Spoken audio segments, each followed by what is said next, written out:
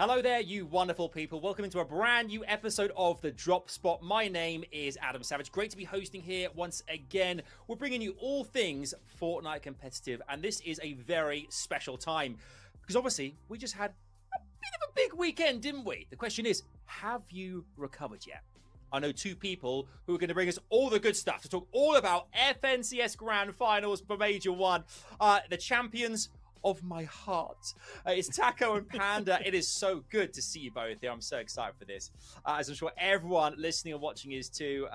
What a weekend we had here. Taco, have you recovered yet from that? Realistically, I don't think there's ever such a thing as recovering from the excitement that I think all of us got to experience throughout the course of this Grands weekend. There was just so much action throughout every single one of these lobbies, Adam. And honestly, I just wish that we could run it all back. I couldn't agree more. I mean, it was one of the most exciting FNCSs I got to watch, especially Grand Finals nonetheless. It was definitely, what's the best word for it? Captivating. There wasn't a moment I wasn't just engaged in what was going on in the regions we were watching. So fair play, pros. Yeah, well done, pros. Well done, you. You put on quite a show for us, and we loved the drama, the entertainment. That's what we're here for, and it was something else. We're going to talk all about the regions, what happened, what's been happening in the competitive scene, of course. We'll talk about Major 1 Grand Finals on today's show. Favorite moments of the season? I guess we just dive straight into this. Major 1 Grands. It was. They had everything, both, particularly like NA and EU, the regions that were kind of focused on the broadcast. Let's kickstart with NA here. I mean, Acorn and Cold, what an unbelievable victory. Taco, a third title for Acorn, a second for Cold. Boy, do they just keep delivering the goods for us. Yeah, and it's honestly just the fact that they were able to get a repeat as well. I mean, the first major of the new chapter, and yet Acorn and Cold, in similar fashion to this time last year, based about, they find themselves as the Victory Royale AXA champions here, Major 1 Grands. And you know what, Adam, after seeing just how excellently they were able to play throughout the course of every single mid game, every single end game, even in circumstances where it looked as though this duo should have been 100% down and out for the count, they still just kept making the magic happen. And kudos to them. Acorn said it best as well. 3 for 3 on Cash Cups, plus this first place finish here in Grants. It's literally the perfect season. It absolutely was. And to break down just in some numbers for the people at home to understand, Cold dealing 60% of the duo's damage and getting 66 of their total eliminations, and had the second most damage dealt across the region, right? And then, of course, Acorn being one of the most effective IGLs we've seen in seasons past, and place 61% of their total builds for both players. So you can see where the numbers are divided, right? Where the focus is divided amongst this team. And this is exactly what you want to see. Now, people at home might be like, oh, well, you didn't do enough damage. I'm a better player. But this team understands the value of what each individual player brought to the team in that moment. And that's why they're FNCS champions. They've been absolutely. I mean, you're right. I mean, the stats don't lie. I mean, I think Cold as well. The best damage ratio of 2.68, which is insane. I mean, what someone who's very happy. Obviously, the org Cold signed to just before this all kicked off. Man City must be absolutely loving this tackle as well. Obviously, SETI too, but I mean, to Cold to get a title straight away is a big moment. No, it was definitely really cool seeing even the Man City Twitter. They went out of their way to give him the shout out. Granted, he did just sign with them, but still, it's awesome when you see that kind of love and respect being given from org to player. And it's respect that Cold has most definitely warranted and deserved the whole way through. And for Acorn and Cold specifically, the numbers are so ridiculous because it doesn't even look like they were a team that would have been triple contested there at their fencing fields drop spot, but they still managed to overcome every single obstacle thrown their way throughout this Grands weekend. I mean, even more than that, like, they just show that they are a strong team, and they show the importance of staying consistent with a duo. I think that's one thing that if any other pros take away from this weekend, start committing to another player and make that your duo and just play together, build that chemistry, because their chemistry shows the value of just staying connected, not splitting up and going different ways every single season, and just playing as a duo consistently. Yeah, we say it all the time. Consistency it's the magic word. It really is. A team that I want to talk about as well here, and Panda, I'll come to you first. Clix and Epic Whale. I mean, this is a team as well from who I think we can all agree are two incredibly popular players, and coming in fourth is a massive achievement for these two as well.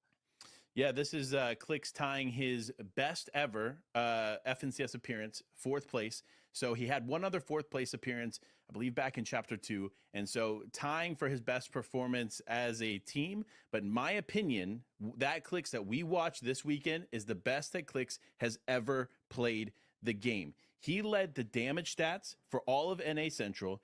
He got 34 snipes across 12 games, and that's 34 snipes connected, right? And he had the most damage across all regions as far as sniper shots go.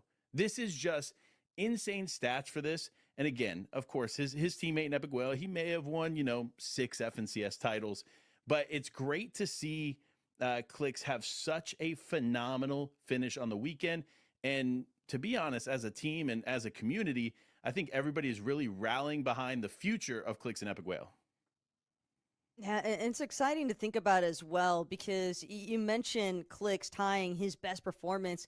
His last duo partner when he had the performance was with Dukes, and that was in Chapter 3, Season 3, right? And then you look at Clix's development since then, and I do think that what Epic was really able to provide for Clix is a little bit more direction because of how much experience Epic Whale has. Epic Whale especially knows how to handle the pressure in these types of set lobbies. And I think that is something that shined so heavily in Clix's performance because he really stepped up to the plate throughout the course of the Grands weekend. And the fact that they were able to find that 4th place finish, I think my only hesitation towards being like, yeah, no, this was sick all the way through from you guys is I would have liked to see a little bit more from Epic because I do feel as though he came up just a little bit short in comparison to where Clix's performance was at. But again, this is duos. It's a team effort. And so even if Clix is playing out of his mind, you definitely still have to give credit to the fact that he's got his duo that he clearly trusts in Epic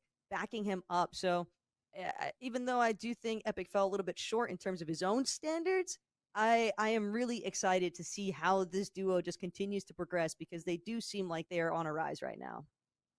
Yeah, they do. They do. I try to put myself in Clix's shoes as well. Like tens of thousands watching you at the same time. The pressure must just be enormous, but still continues to do unbelievably well here. Very quickly, I mean, other teams in the NA region as well here. Panda, who kind of jumped out of you? What other duos you want to kind of highlight quickly? Well, I got to talk about Reet and Ritual. Obviously, they were a favorite going into the weekend. This is again another iteration of the best I've seen a certain player for their performance is Reet. He's stepped up in a big way. He's developed alongside his coach Sven, which is phenomenal in its own right. And having some communication with Sven, SPG actually filled me in and basically said that Sven has been working with Reet on patience, slowing him down more or less, making sure that he's not just jumping in everywhere he can see. And so that's been a huge change for him. And that patience and that calmness is genuinely what kind of led to their top performance. They finished it again in the top 5, and Reet and Ritual definitely have a bright future throughout the rest of the year if they stick together, which is what I'm hoping for. So I'm definitely going to be keeping an eye on that duo. Taco, because there were tons. Just Muzz Paper 14th were amazing. I mean, Baka and Paro's 10th, eliminated 3 times off spawn. I mean, there's too many to highlight, right? Yeah, of course. I mean, I like the 2 that you mentioned. Baka and Parzo, I think that they maybe fell victim to a little bit of over-aggression at the course of the weekend. I can't fault them, though. They were basically having to fight the entirety of what felt like the whole lobby as far as their drop was concerned because they're dealing with Chance and Aaron initially, but the amount of 3rd-party, 4th-party, 5th-party teams just kept coming after Baka and Pars because all these teams wanted to challenge this far west side of the map because there is a forecast tower not too far from where Baka and Pars actually choose to drop. But again, where they got a little bit more limited in terms of how far they were really able to climb because they finished top 10, right? Getting 10th place, you're not going to ever feel bad about that in terms of a Grands lobby, but you know that this is a team that is capable of so much more. If we had just seen maybe a little bit of pullback in their early game, so that they weren't chalking themselves for the mid game, just taking so many engagements. It's going to burn through your materials and your healing resources. So they just didn't have everything that they needed to finalize their end game placements, but that's definitely still a duo that it can certainly find themselves as a future, AXA champions if they play their cards right. Yeah, totally. There's so many duos you can highlight as well. The likes of Eomzo and Rise, 8th place, missed 2 games. There's tons out there. But NA was something. EU, I mean, let's just talk about the top 2 spots there as well. First and second position after 12 games, separated by 1 point, Panda. Merstach and Malibuca take the ultimate victory, the AXA champions, but man, did they put on a show. Oh, they absolutely did. Of course, starting off, big shout out to malibuca merstach. Huge win for them. And I love seeing them come back together here in this chapter. If you guys don't know, Major One last year was separated by a point as well.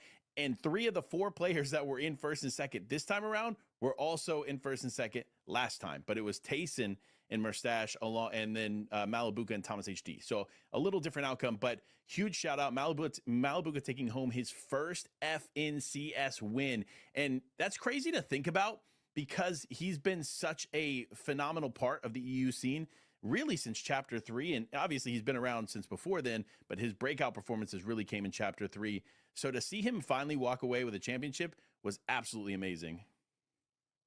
Yeah, I have loved merstach as a player ever since being in, it was rehearsals for the invitational, right? And what was insane about it is that merstach was one of the only players that actually came out showing an emote. And I love the fact that, like, you got to see a little bit of that personality come into effect. And then when you also factor in malibuca, merstach, they split for a chapter. And then they came right back to each other to kick off chapter 5. And so I think that it is awesome to see that when they did finally manage to resync, they were able to pick up right where they left off. And if not, became even better for the time that they had spent with separate duos, kind of getting to feel things out, see what they like, see what they didn't like. And again, I think that they really just clicked perfectly, and the results are in. I mean, we know that they are our Major One champions. I mean, game 12 as well. We're all on the edge of our seats, waiting to see whether it was going to be merstach and Malibuca, but because we saw Queasy and ThomasHD right behind them as well. Obviously, we know ThomasHD desperate for that first FNCS major win as well, Panda, and they came so close. But that's what we kind of love about this kind of, to see the likes of FNCS, where you have 2 teams so close to one another. It just makes it all the more entertaining. But commiserations to ThomasHD. But what a great performance from those 2 as well. Yeah, I had the pleasure of sitting down with Caster Lash, watching EU, breaking it all down with him, and he was rooting for Malibuca merstach in the final moment. I was rooting for Queasy and ThomasHD in the final moment, and us going back and forth, watching that end game, and to the point where ThomasHD went down was just it was nerves, edge of your seat, jaw-dropping moments. I mean, you couldn't have asked for more out of a final game from EU. But I thought for sure when Malibuca and merstach went down shortly after ThomasHD that they did not do enough to beat out Queasy and Thomas, but boy, was I wrong. So it was great to see, but there's all these little nuances, of course. I saw on social media people talking about, oh, the points could have been different if one player off spawn didn't go down because he fell to fall damage, whatever the case may be. Like, this outcome is very indicative of the skill of both teams, and I don't think this is obviously remotely close to the end of ThomasHD or the end of this duo, because I think Queasy is probably the best partner for him to take on what could be his first potential FNCS win in the future. It hurts though, Panda, just hearing you reiterate the fact that, yeah, if Cringe I feel it. only hadn't fallen from the top of the building, it's tragic stuff. I know it certainly doesn't help Thomas's image as far as, being the most cursed player of all time in Fortnite history at this point. But if being cursed means, winning over $1 million in prize pool money from top 10 finishes, He's fine. He's fine. I think I might survive. Thomas, I think he'll be okay. But I can 100% still respect his competitor spirit, because I would want my first place finish at this point too. And coming up short by just 1 point, he is without a doubt easily one of the biggest fan favorites in Europe. He is probably always going to be the fan favorite until he finally gets his AXA champion win as well, Adam. And I do think Queasy is an excellent pairing for him. Both really methodical players on top of that. And when you factor in just how sick Thomas looked throughout the weekend alongside Queasy, definitely a lot of exciting stuff in store with this team. Yeah, it's going to happen eventually. It's going to happen eventually. Very, very quickly. Actually, interestingly, I posted saying my predictions for the FNCS. I said I had like Vico and Pink. I had Cami and Seti and Merstach and Malibuca. Queasy jumps in the comments. He's like, look, that's not going to happen. That's not how it's going to play out. It's not going to play out like that at all. And I was like, look, I tell you what, if you can get ThomasHD to his first ever FNCS win, I'll paint a picture of the two of you victorious on a canvas and have the casting team sign it, right? I thought in that last game, I need to get the palette out, the paints out. This is actually on the cards. This could happen. Oh my gosh! But it happened the way it did, and fine. I was a little bit relieved, not gonna lie. But at the same time, I've got no doubt these two are going to be a tour de force for different competitions to come as well. Other highlights, duos to highlight quickly here. Panda, first to you. Anyone who jumped out as you in the EU region that you thought is definitely worth kind of celebrating, or you thought had a great tournament overall? Reason Vidil surprised a lot of people as a duo. I love seeing the phenomenal weekend they had. But as far as EU goes, I think a lot of my focus over the weekend was watching ThomasHD, Queasy, and malibuca merstach. But outside of that, probably Reason Vidil if I had to pick one other team.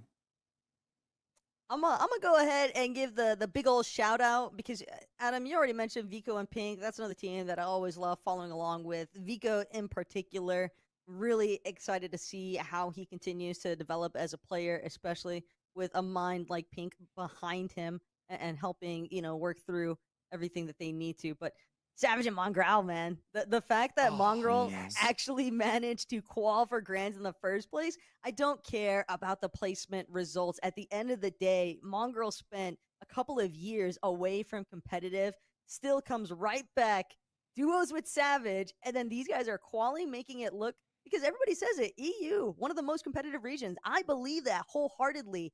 And so it is incredible to think that Mongrel essentially still got it. And if he continues to stay committed, I think that we could have some very exciting narratives building up in the future of this year's FNCS, man. Yeah, the video that you saw on the stream when they found out they came, I think they came 12th, right, and going to qualify that way was just absolutely incredible to see that happen. And Mr. Savage as well, just elated that he's turned it around. He took such a step away from the game, comes back into it, and goes through. It's just what a great story. That's what this is all about. That's what kind of like Fortnite, competitive Fortnite is all about. It's the stories, the narratives that are going to take place here. But loads of other wonderful things happening there. But EU was absolutely incredible. Other regions though as well here. We must kind of highlight other regions too here. The likes of I think in Middle East we had Cal Gamer and 7man won their third. Kadu and Cian in the Brazilian region too. I mean, I think the Asian region too, Zagu and Shalom, first title there. I mean, Panda, absolutely massive. Yeah, and Shalom was actually number one, I believe, right, Taco, for snipes across the board in all regions. So 39 shots connected. 39. Can you imagine that? Like, that is just an insane stat. And it was crazy to think Clix got 34, right? But then just take that up another 5. Like, why not, right? Why not connect a few more? And honestly, great to see, obviously, Zagu and Shalom up at the top. Zagu has been one of my favorite players outside of, like, the NA-EU regions to watch. He continues to evolve as a player, bring different tactics to the game that I still don't see in NA or EU. So when people talk about, like, other regions not necessarily meeting the same, like, quality level as EU and NA, boy, are they wrong. Because if they get a chance to watch Zagu, you'll notice that he's doing stuff that no one else is. Well, that's right. It's not too surprising though when you think about Putrick and Swizzy at one point, right? So yeah, we've seen Swizzy do some incredible stuff coming out of Asia region, and the fact that he was willing to move to Europe because of the fact that he was like, hey, look, I've soaked up the competition here and I want to keep expanding. I wouldn't be surprised to see maybe some other Asia players look to try and dabble towards some different international scenes. I think it would be cool to see them continue making a run for their money in Europe. I'm not gonna lie. If I tagged someone for 39, I'd make a celebratory sandwich. I mean, 39 is absolutely crazy. That's wild. We actually asked in the last episode, Levin and Vivid, global predictions already. Very quickly, kind of like a duo that you think could go all the way here. They both predicted Acorn and Cold, and would you believe it's definitely a possibility? Obviously, anyone early on that kind of like jumps out at you both here? I mean, Panda, any kind of particular duo that you think is definitely one to watch for globals later on this year? Oh man, well look, I think the easiest answer is going to be Acorn and Cold because they've done enough to show that they are going to be a team that's going to be tough to beat throughout the year. But I'm going to go a different direction. I want to see the story arc of Queasy ThomasHD continue to unfold, and I want his first FNCS win to be at Global Champions. That's what I want. I want the Global Championship moment for ThomasHD, the first win he gets, lifting a trophy. I think that would be the sweetest victory when it comes to full circle stories that we could ever ask for in Fortnite. It's definitely a clear Cinderella narrative. Would definitely be the dream come true when you factor in everything else that has happened throughout the course of Thomas's career, and then Queasy as well. Obviously, an excellent player in his own right, but I'm going to stay in the same region as you, Panda. But I'm a little bit more curious and a little bit more focused on the development of Tayson and Veno. I think that is a particularly nasty duo in Europe. And granted, they did not have the performance that either of them would have wanted in this first major. But this is a team that, depending on how much investment they're willing to give, because it is a huge time sacrifice. Don't get me wrong. Yeah. Being a competitive player, I have a lot of respect for all of the pros and how much their grind commitment set actually is. But you see the little tidbits here and there. Taysom possibly not being as, totally committed in the same way as possibly Veno might be in comparison, right? But I do think that they're both still such strong players. And I think Tayson as well is such a strong competitor in general. I would almost expect this placement in Major 1 to be the ultimate motivational factor, because that none of these guys are going to be satisfied unless they find themselves consistently amongst the top 5 of their respective regions, and especially a region like EU where there's so many eyes on at all times. I definitely would expect, I think, some bigger things coming from this duo. And I do think that they will be at Globals. And just to add to that real quick, Sure. again, we saw Tayson Veno do exceptionally, still very well, mostly in day 1, not as much in day 2. But imagine if we had a 100% healthy Veno and a fully committed Tayson. It actually could be one of the most insane duos that EU's ever seen and that the world's ever seen on a global stage. So I would love to see continued development. I know Veno's keeps joking about stealing pink away from Vico. So we'll have to wait and see. If they stay together, though, and we get what I said before, a healthy Veno and a fully committed Tayson, you're absolutely right, Taco. Okay. You heard it there. I think it's great points, well made there, and always online as well. Let us know comments wise. Get to us who you think as well is going to go all the way this year and make it through to the championship of global finals. Major 1 kind of wraps up competitively there, but Major 2 is just on the horizon, and already we're thinking about it. We can't wait for it to come around very, very soon here. In terms of this season, though, in general, we're talking like meta and map here. Is there anything that kind of like jumps out from this particular season that's kind of been a real kind of like great addition that you thought, like for instance, like Taco, Flowberry Fizz? Like, do we like that being part of like things? I mean, talk us through that. Talk us about anything that's kind of really stuck out to you as being part of a great Chapter 5 Season 1.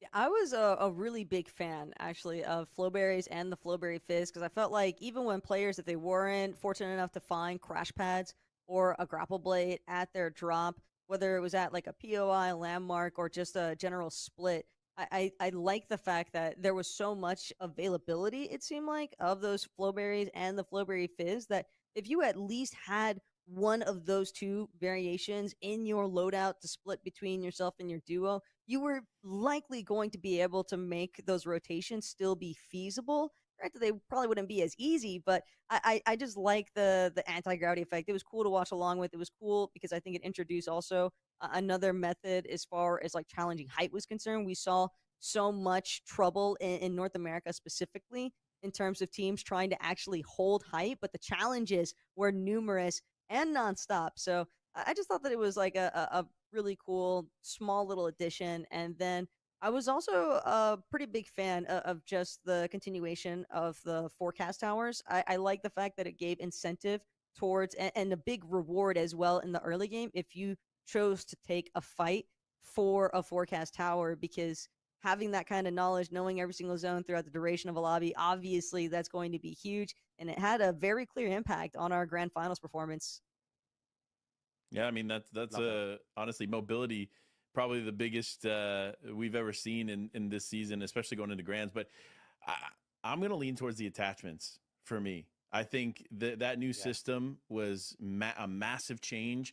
It leveled the playing field, in my opinion, as far as RNG goes, tenfold, because you have way more control of the weapons that you choose. Obviously, for example, that triple burst SMG was a perfect example of like it was great at every rarity when you got the attachments right. And so I think that helps kind of level out any kind of doubt as to like, will I have a good loadout when I leave my POI? Well, now you can more or less control that if you can get to one of those benches early. Great point. Great point. Well, Matt, I mean, both points massively valid. I think that's what's been great about the season. It seems that there's been a real kind of like love for everything that's happened this season. I think the map's been fantastic, and I think everything looking towards Chapter 5 Season 2, which is kind of on the horizon now, is really really close, and a few weeks away. It's going to be fantastic. We can't wait to get started and jump into that one too. We're going to do this all over again to all the great things that are coming our way in competitive Fortnite as well here. Do we have any predictions before we finish? Any predictions about what this will entail? Anything you kind of would love to see here? Like, just be one each, just one each. Taco, kick us off. Anything you want to see? Chapter 5, Season 2, what would you love to bring to the party?